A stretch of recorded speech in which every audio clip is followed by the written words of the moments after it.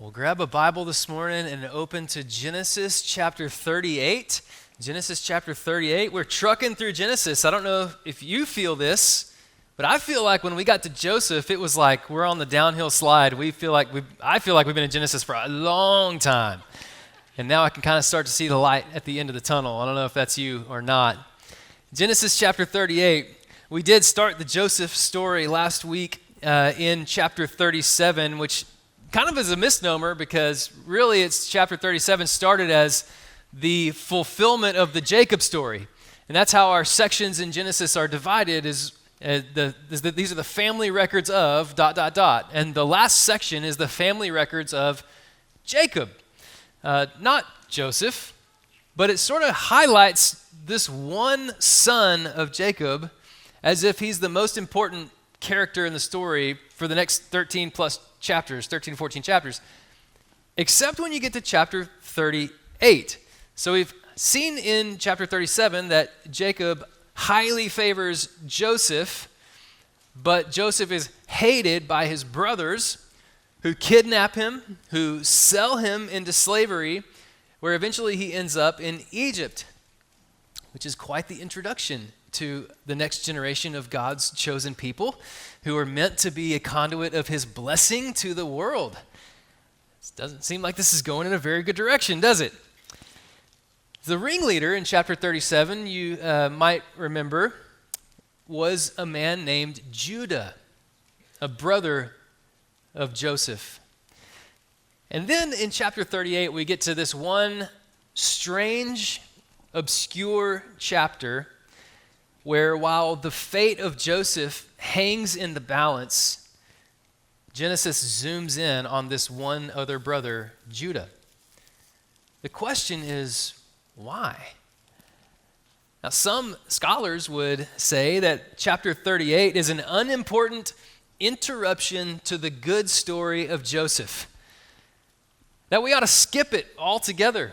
In fact, the first page of one of the commentaries I saw this week was that this is good for deep Bible study, but preachers who are preaching to congregations would do better just to move on to chapter 39. I thought, well, that's not really where we go with things here, because we think that there is no wasted ink on the pages of our Bibles, right? That every word is here for a reason and that God can use it for the building up of his church. So a few days ago, I overheard a friend who pulled out his phone and said, "Hang on, I'm going to videotape this." And I thought, I have not heard that phrase in a long time. Videotape? Like, I think if my kids heard that, they would go, "What are you talking about, videotape?" He meant he's just going to video it, right? Like, that's the shorthand now, we just video it. Well, back in the day, for you kiddos, when we wanted to capture a moment, even before we had phones, even before we had video cameras that were accessible, we had just regular cameras that weren't phones. They were just a camera, and most of them were bigger than phones are now. And that's all it did was take pictures.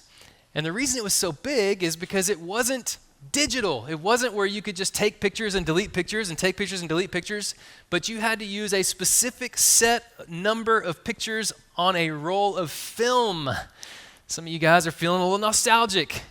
You got a roll of film. Ask your parents or grandparents, but what used to happen is we would take these photos and capture these images on this film, and then we would take that roll of film to somewhere like a Walgreens or a 1-hour photo or a drugstore or somewhere where they could develop those for us. And then they'd call you an hour or a day or a week later or whatever it was, and they would say, "Hey, we've got your pictures ready." And you hadn't even seen these pictures yet. All you did was take the picture, and you get this little envelope full of these pictures that you've taken, and then in the very back of that envelope, do you remember what that was? Some of you just, do you remember? It was the negatives. The negatives. Thank you. Now you have just taught me what generation is most prevalent in the room. The photo negatives. It's the original film strips that are the original representations of how the camera captured the light when you took the photo. Because in cameras, what you do is you open up a lens for a set amount of time, and it captures light, all the different kinds of light, and it translates that into an image. The photo negative is exactly that. It's like a reverse of the light. It's the negative, so the dark colors look bright, and the bright colors look dark. So it's the reverse of the image, and you can use that then to develop more photos. Now, in Genesis chapter 38, what we find is a photo negative of chapters 39 and following. Judah, who Genesis focuses on in chapter 38, is the negative where it highlights the darkness compared to chapter 39, which focuses on Joseph again and highlighting the light. And so what we find in chapter 38, like a photo negative, is highlighting for us the dangers of darkness as the story of God's redemption begins to develop. So Judah's story highlights humanity's spiral due to sinful choices. So we're going to see the downward trajectory that sinful choices cause when we read chapter 38. So let's begin in verse 1. It says, at that time, which is meaning the time that Joseph was sold into slavery by his brothers. At that time, Judah left his brothers and settled near an Adullamite named Hira.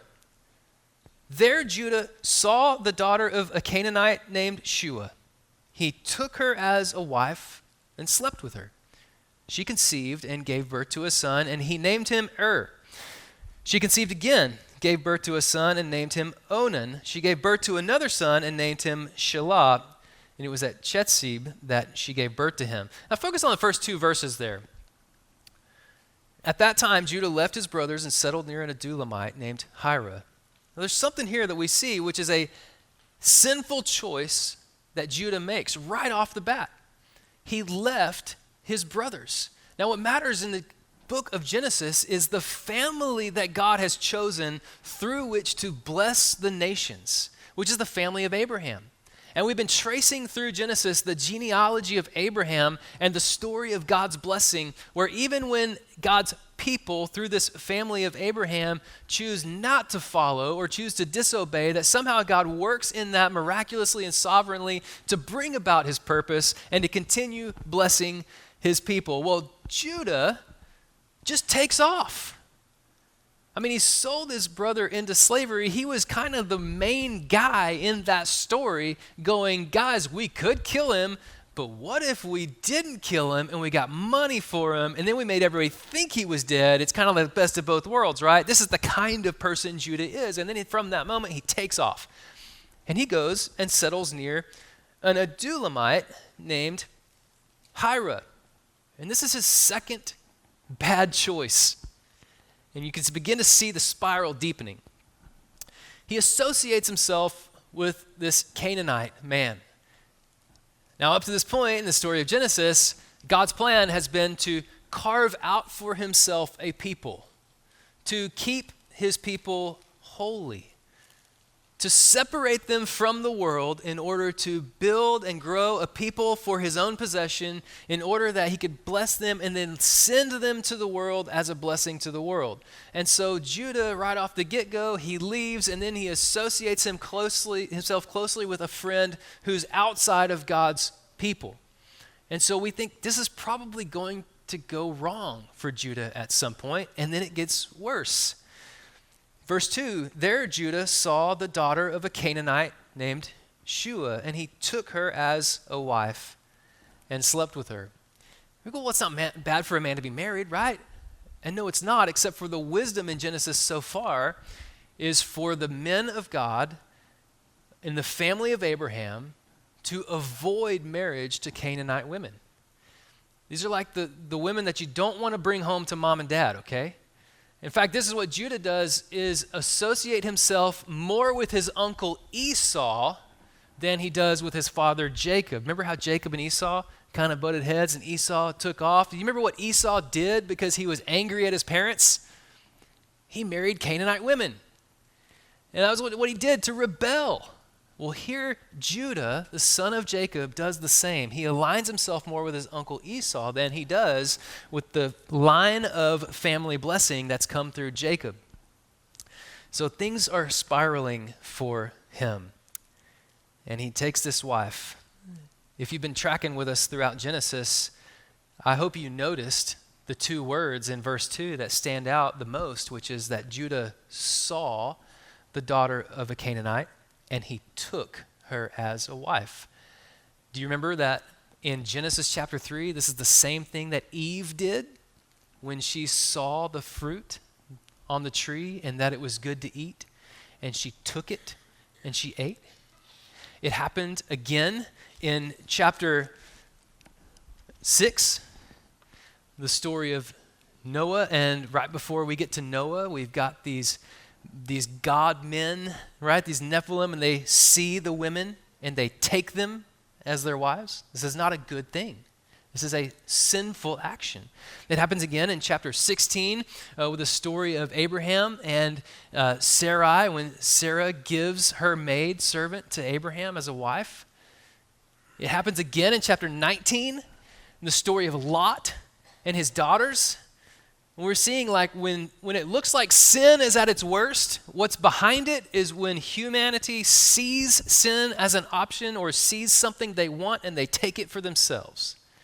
This is an expression of the original sin from Eve, that we want to choose autonomy from God.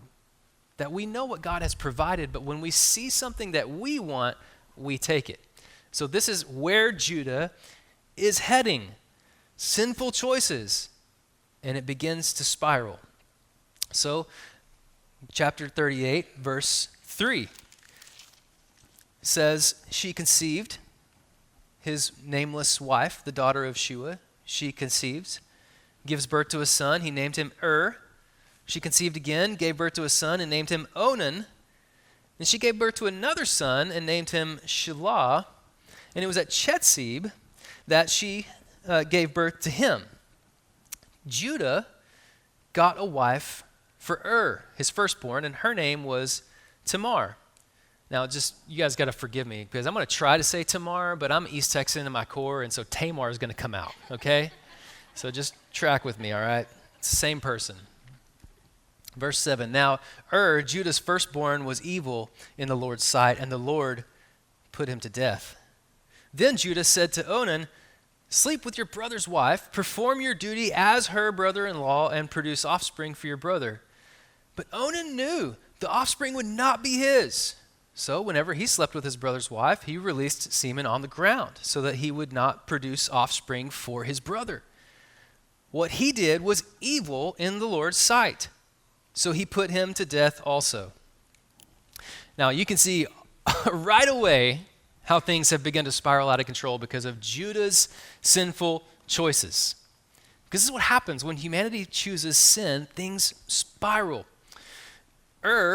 Is noted as being wicked. The kind of wickedness that he exhibits shares some wording from the kind of wickedness we saw in Genesis chapter 19 with Lot, and the wickedness of mostly of the sexual kind happening in Genesis chapter 19. And so we know is not a good guy, and we see God's judgment come down on him. When some people go, what? How could God do that? Why wasn't God more patient? And we're going to see the patience of God here. We're going to see the grace of God here. But isn't it good to know that if you're in the midst of an evil world, that we serve a God who will punish evil? Like evil's not going to win. And so there's a good thing happening here that we have to recognize. It's not just about, poor made this choice, right? And then we get his brother Onan, his middle brother, who again is totally selfish. And everything about his relationship with Tamar was about self-gratification. He didn't want to provide children for her, even though that was her right as now a grafted-in family member of the family of Jacob through Judah, who had given her to his son It was her right to bear children for that family. This was what she now was created to do. This was her purpose in life. And then Onan takes all that away from her by the choices he made in their marriage. living totally selfishly, right? Keeping in his mind, keeping from having children meant keeping his portion of the inheritance. This is a traditional marriage type in the ancient Near East that later is codified in the Deuteronomic law for the Israelites, but it also was happening in nations around where the Israelites lived, where if a firstborn had a wife and then that person died before children were born to that wife, that wife would have the right to the next in line, and that middle son or that next son would be able to have that relationship with that woman and provide children and then take on the name of the older brother so that the double portion of the inheritance could be given to that child in place of the brother. That's all a confusing way to say that this did not usually end well. So that next son, if everything was pure and holy and right, would say, yes, I am willing to give up my life and what I thought my life would be for the sake of my family, for the bigger picture, for the work of God in the world. But what happened here with Onan is none of that. Instead, he said, you know what? This is my chance, and I'm not going to give anything that is due to me for the sake of my family, which sounds a lot like his dad, who had just run away from his family. So, like father, like son. In the meantime, as he chooses pleasure over purpose, we've got Tamar, who is the victim again, victimized by a second terrible marriage to a second wicked man who uses her and, get this, prevents her from fulfilling her own calling as an ancient Near Eastern woman. This is what Alyssa Whitehurst says from our Longview campus. If you notice, a lot of times when I come to passages like this, I'm getting some advice from some women in ministry, and because these are tough topics to cover. And Alyssa shares some great wisdom here as she shows us the role, what happens to Tamar here. She says it's one thing for Onan to forego his role in this marriage, but it's another thing as he has robbed her of stepping into her role. And she says, what a cruelty.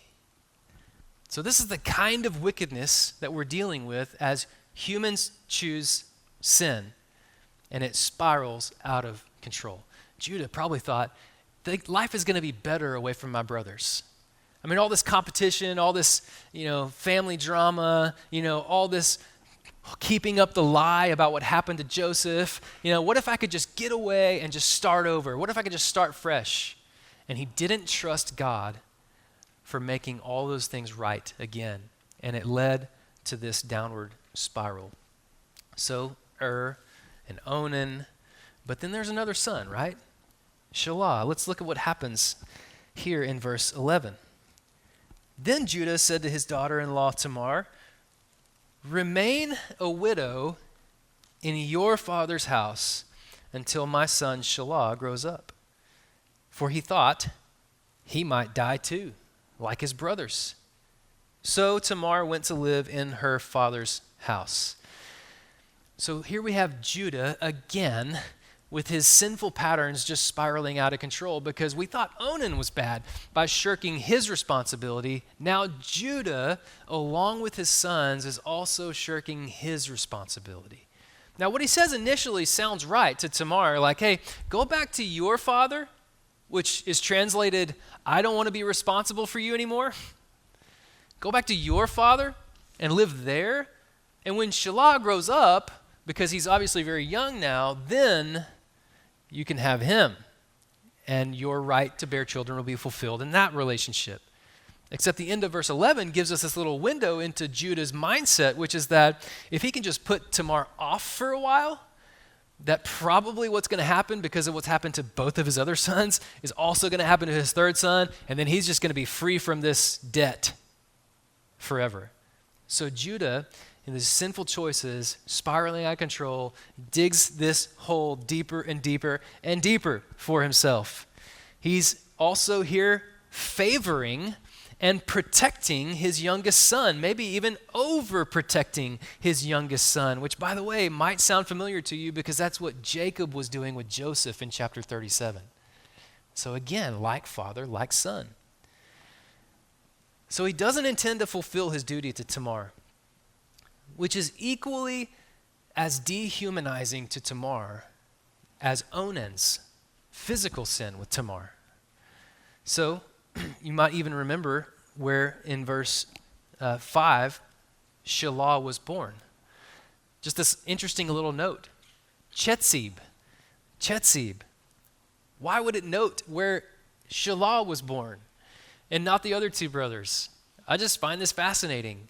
The translation of the Hebrew word chetzib means to lie, to deceive, to fail, or to prove oneself as a liar.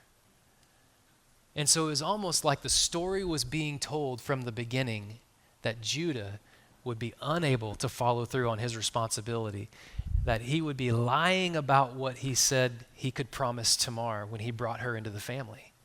And so he is failing as a father, failing as a patriarch. He is, in all accounts, just like his dad in that he becomes the deceiver. And so you see, it's a generational downward spiral of sinful choices. Sin creates a vortex that pulls everything and everyone in your life down. And this is just a simple application of what's happening here, is that when we choose sin, when we choose to reject the ways of God, when we see what we want and we go after it thinking that I have the ability to make the best decisions for my life as opposed to trusting God's way for my life, then you've got to recognize that the spiral, the vortex begins to happen. Like the momentum picks up and then more and more things like a tornado are going to be scooped up into this, and it never is isolated to just you. Sin never stays isolated to just you. It always has residual impact.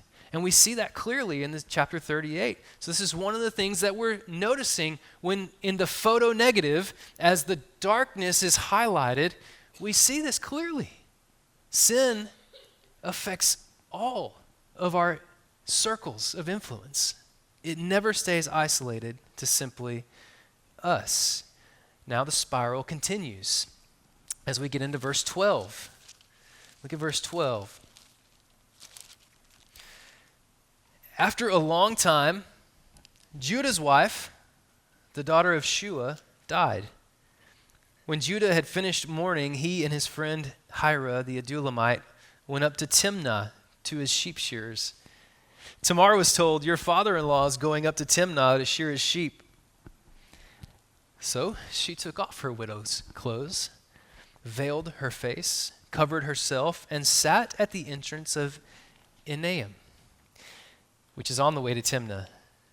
For she saw that though Shelah had grown up, she had not been given to him as his wife. When Judah saw her, he thought she was a prostitute, for she had covered her face.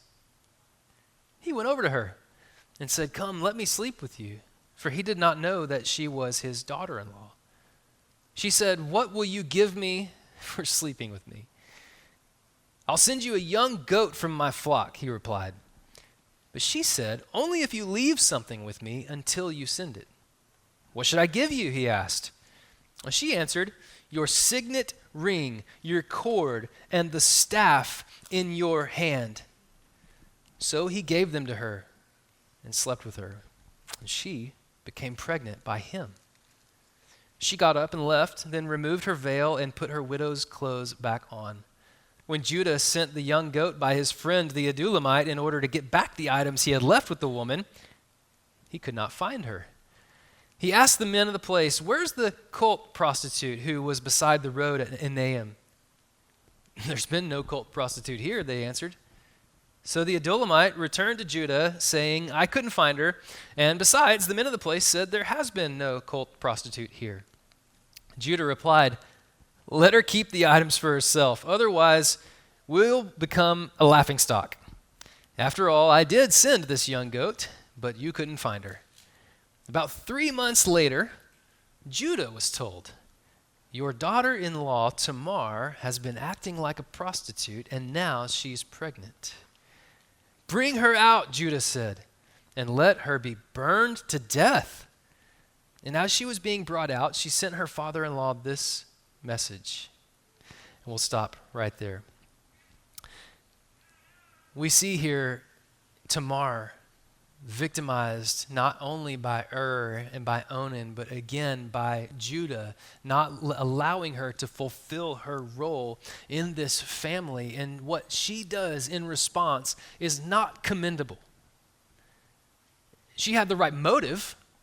In fact, I'm a little bit amazed by her commitment to this motive. Number one, that she had the right to bear Judah's children, his heir, and then also kind of amazed that she still desired to be in this family. One of the reasons that wisdom for God's people in Genesis not to marry Canaanites is because when you intermarry with a Canaanite, the identity as God's people tends to drift away from God and look more like Canaan. But in this instance, we have a Canaanite woman who is more interested in being identified with God, so much so that she goes to these extreme measures. And so she may have had the right motive, but she certainly did not have righteous action. But she likely, as a Canaanite, did not have the spiritual foundation that you might expect from the descendants of Abraham. So in response to her incessant and to her traumatic sin that was happening to her, she's left grasping with straws.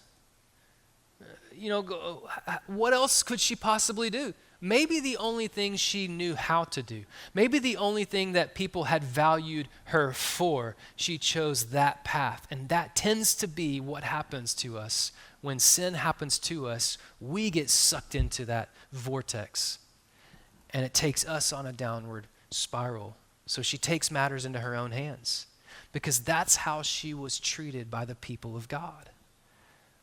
Now, to this point in her life, not a single person, not a single one of God's people in the family of Judah had shown her that God was to be trusted and obeyed. So she attempted again, just like Eve, to take matters into her own hands, and it ended up pulling everybody down. Judah enters the scene again, and he's still not looking any better. Sin keeps taking him down. He and his buddy Hira are going to the sheep shearing at Timnah, which, by the way, for us East Texans is, I would say, closest to what you might know as a cattle branding. Anybody's been to a branding party? This is like you're living the country life. Everything is work. You're always working, and so you got to take something that's work and make it fun, right? So you just kind of turn it into a big party. This is what the sheep shearing was, and they're heading up, and she has placed herself in his path. She's got a deceitful scheme that she's working. He is unaware, maybe even inebriated at this point, and so there's no excuse for that. It's just evidence more of the deep sin that's happening. And he chooses again to defy God's plan for marriage and sexuality. And the cycle just keeps spinning. The vortex keeps spinning. He's going deeper and deeper on the spiral of sin. And he chooses this path of knowing this prostitute. And then I think he's probably thinking, as he's had time to grieve from his spouse and her death, that there's probably ways to justify this action. You ever been in a situation as just a sinful person where temptation is presented and the first thing in your mind isn't to run away? The first thing that comes into your mind is, well, I kind of deserve this. Like, things have been really hard for me lately. Like, I need something good, everything in my life has been really emotionally draining. Like, I just need something to feel good.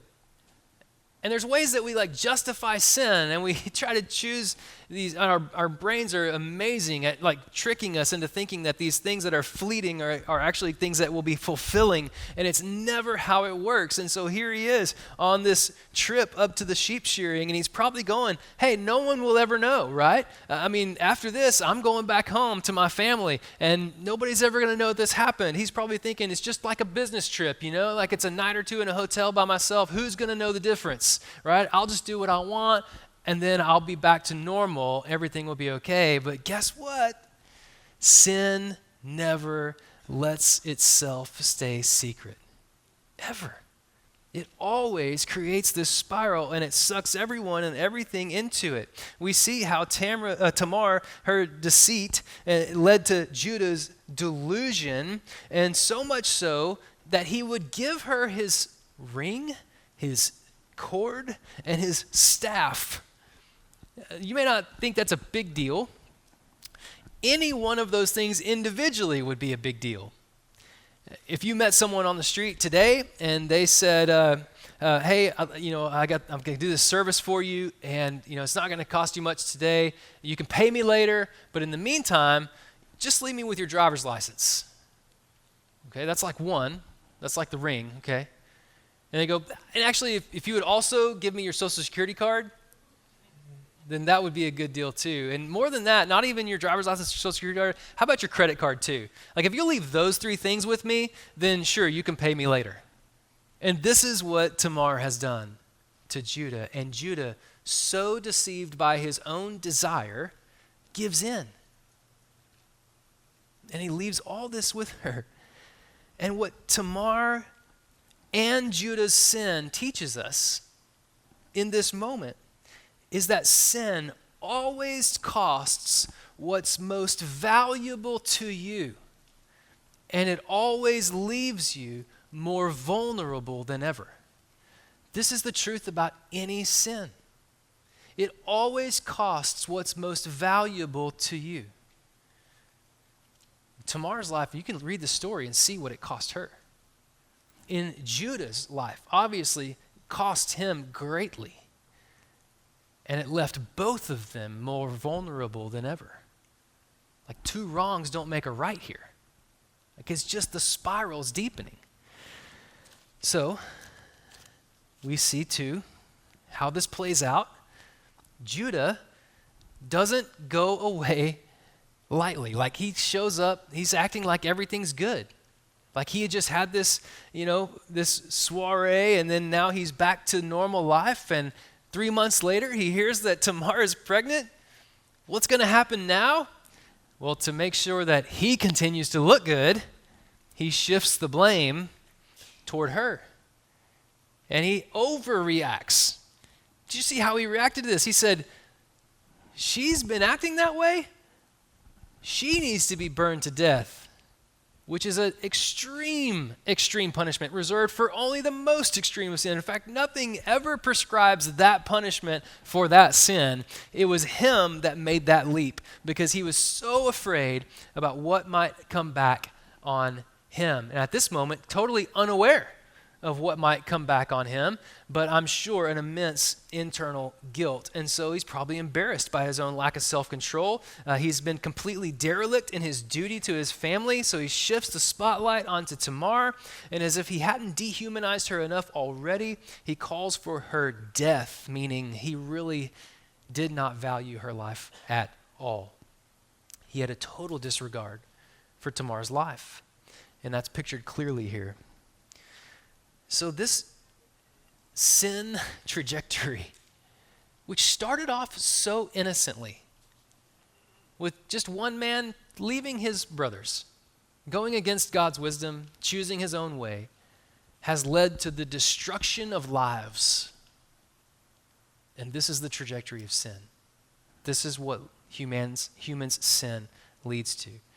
Now, keep in mind the photo negative. And if you're here next week, here's what you're going to begin to see. All of Judah's story so far is the photo negative of what we're going to see in Joseph from chapter 39 and forward. We're going to see in chapter 39, this is what Richard Pratt points out in a table that he built, is that when Joseph flees from foreign women in chapter 39, we see in chapter 38 that Judah has associated with the foreign women. When Joseph lives with sexual morality, we see how Judah gives in to sexual immorality. When Joseph is victimized in chapter 39, we'll see in chapter 38, just now that we've read, Judah is a victimizer. When Joseph experiences God's blessing in chapter 39, we're going to see today, and we have already, that Judah experiences God's judgment.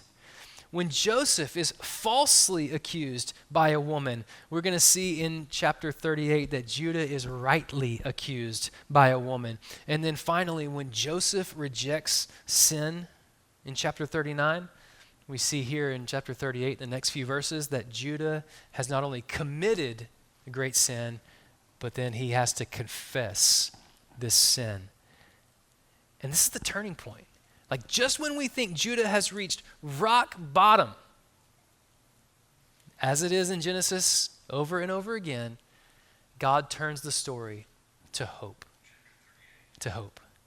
So, this is what we see. Sin leads to that downward spiral, but we also see how God's sovereignty comes through a second chance.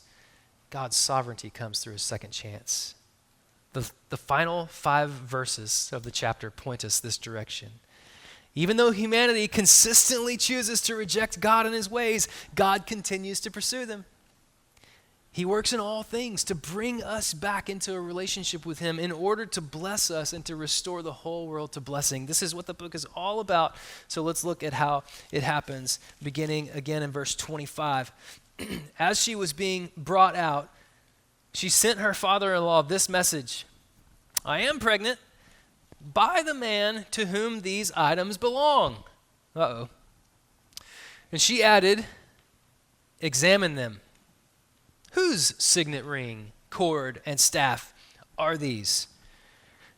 Judah recognized them and said, she is more right than I, since I did not give her to my son, Shelah. And he did not know her intimately again. When the time came for her to give birth, there were twins in her womb.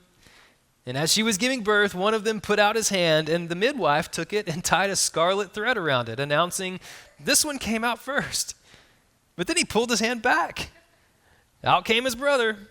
And she said, what a breakout you've made for yourself. So he was named Perez, which means breaking out. Then his brother, who had the scarlet thread tied to his hand, came out, and he was named Zerah, which means either the brightness of sunrise, or it could mean like an orange or like a yellow glow or even red. So we just think like bright, okay? So we've got Perez and Zerah. Now what's going on here?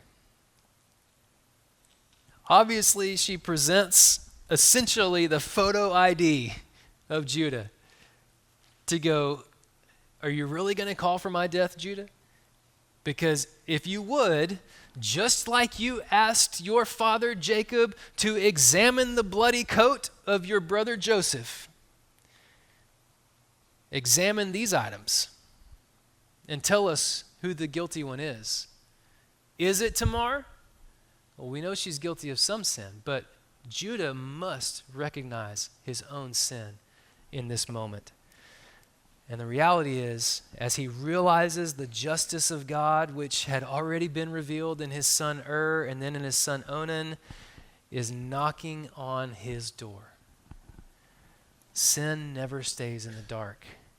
He thought he could cut his losses, but his identity was forever linked with that sin and vice versa. I want you to think about this as we wrap this up and we turn towards hope. I want you to think for a moment about sin, especially sexual sin today and the way it plays out in our lives. I want you to think about all the identifying data that is linked with sexual sin today. I want you to think about credit card histories. I want you to think about search histories. I want you to think about IP addresses, social media algorithms. I want you to think about platforms that you use, apps that you use on your phone that know which images and videos you linger on, even if you don't click on them.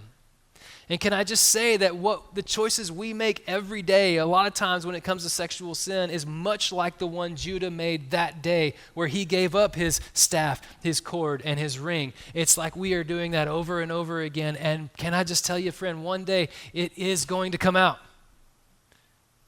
Privacy is a myth. If you haven't realized that, I think it's okay if you choose to set all the privacy things on your phone. That's great. But we should not be surprised one day when the things that we have done in private are brought out into public, because sin never stays in the dark. And so does that terrify us? It could. Should we overreact to that? Maybe. That's what Judah did. Or is there a better way forward? Knowing what we know about the deepest, darkest corners of our hearts and how sinful we are, that when we come into church, it's not because we're coming because we're good people. We're coming because we're broken people who have lived in darkness. We've experienced the worst of ourselves. We've shared the worst of ourselves with other people. So what ought we do with this reality? What do we do when we are exposed? Is there any recourse? Is there any hope? And the answer is a resounding yes. Because guess who knew about every sin in chapter 38 before it was exposed? God knew. And God knows. And it is God who orchestrated the exposure of this sin, not so he could say, gotcha, but so that when everything else is lost and the unstable foundation on which we have built our lives crumbles to pieces, God will be the only thing we have left, and he will always be there saying, not gotcha, but I've got you. He is our only hope, and we must turn to him. Look at Judah's response. Verse 26, to the exposure of his own sin, it was immediate. He knew he had nothing else to stand on, and he confesses. He admits his sinfulness, and he reverses course. And in doing so, he not only lays down his own pride, but he also lifts up Tamar. She is more right, which is literally righteous.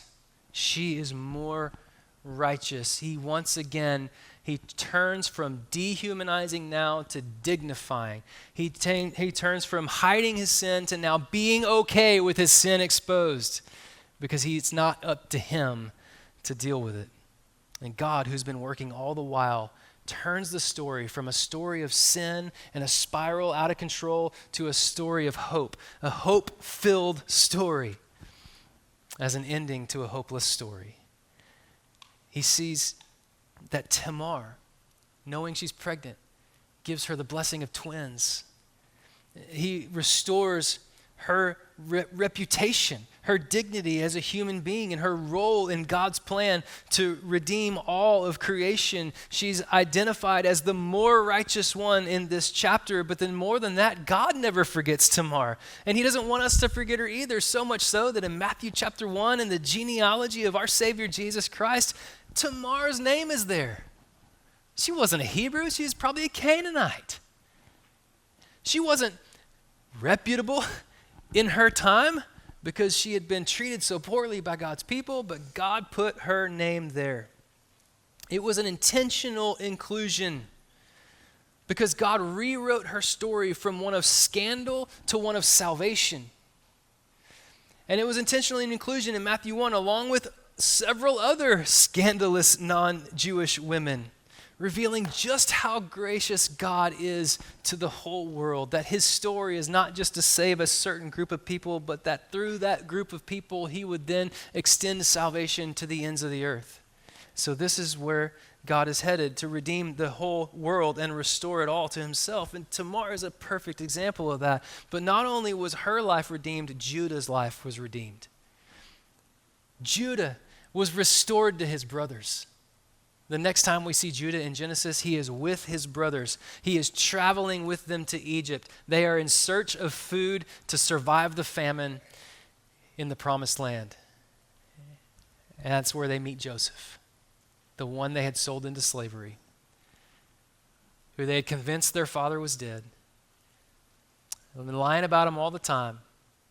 And in Genesis chapter 44, of all the other brothers, it's Judah who leads the way with humility before Joseph, not even yet knowing who Joseph was, seeking help, seeking redemption, seeking sustenance, and through Joseph, God provides it all and restores the family of Israel and establishes them for hope.